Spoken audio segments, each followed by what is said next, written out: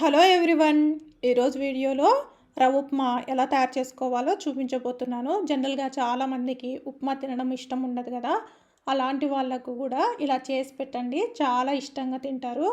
ఉప్మా చల్లారిన తర్వాత కూడా గట్టి పడకుండా నోట్లో వేసుకుంటే వెన్నలా కరిగిపోయే విధంగా ఎలా తయారు చేసుకోవాలో చూపించబోతున్నాను. ముందుగా స్టవ్ ఆన్ చేసుకొని మందంగా ఉన్న ప్యాన్ పెట్టేసుకొని ఇందులోకి 1 కప్పు వరకు బొంబాయి రవ్వ వేసుకొని బొంబాయి రవ్వని లో ఫ్లేమ్లో మంచి సువాసన వచ్చేంత వరకు వేయించుకోవాలి. ఇలా వేయించుకోవడం వల్ల ఉప్మా అనేది మరింత టేస్టీగా ఉంటుంది.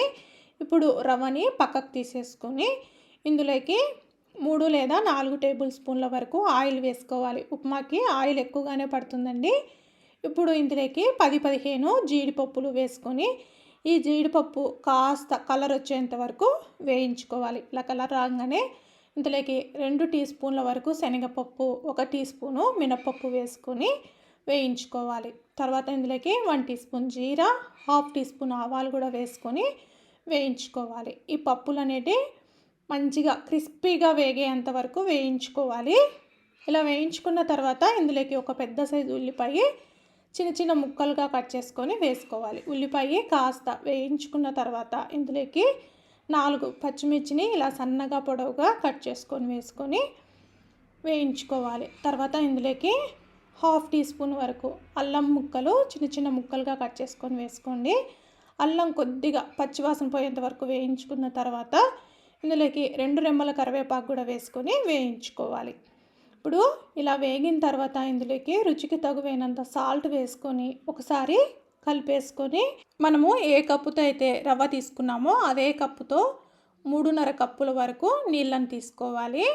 ఇలా 3.5 కప్పుల వరకు నీళ్ళని తీసుకోవడం వల్ల ఉప్మా అనేది చల్లారిన తర్వాత కూడా గట్టి పడిపోకుండా సాఫ్ట్గా ఉంటుంది. ఇప్పుడు మూత పెట్టి నీళ్ళని మసలనివ్వాలి. ఇలా నీళ్లు మసులుతూ ఉన్నప్పుడు మూత తీసి స్టవ్ అనేది లో ఫ్లేమ్లో పెట్టేసుకొని వేయించుకున్న బొంబాయి రవ్వని వేసేసుకోవాలి.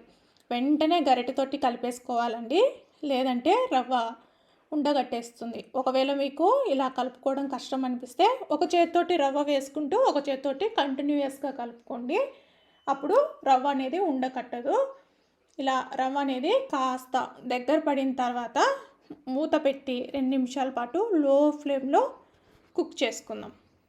ఇప్పుడు 2 నిమిషాల తర్వాత మూత తీసి చూద్దాము. ఒకసారి గరిటెతోటి కలిపి చూపిస్తానండి. ఇలా ఉప్మా అనేది పొరలు పొరలుగా పొంగుతూ ఉన్నట్లుగా రావాలి. ఇలా ఉంటే పర్ఫెక్ట్గా ఉప్మా రెడీ అయిపోయిందని అర్థము.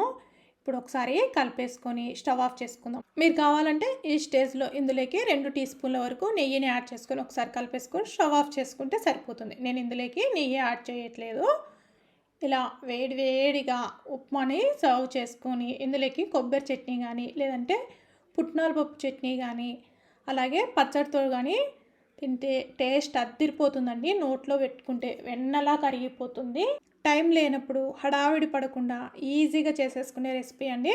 ఒకసారి మీరు కూడా ట్రై చేసి ఈ రెసిపీ ఎలా వచ్చిందో కామెంట్ చేసి చెప్పండి. మీకు కనుక నా రెసిపీస్ నచ్చినట్లయితే లైక్ చేయండి, షేర్ చేయండి, అలాగే కామెంట్ చేయండి. మరిన్ని రెసిపీస్ కోసం అదిరేటి రుచులు ఛానల్ని సబ్స్క్రైబ్ చేసుకోండి. Thank you everyone.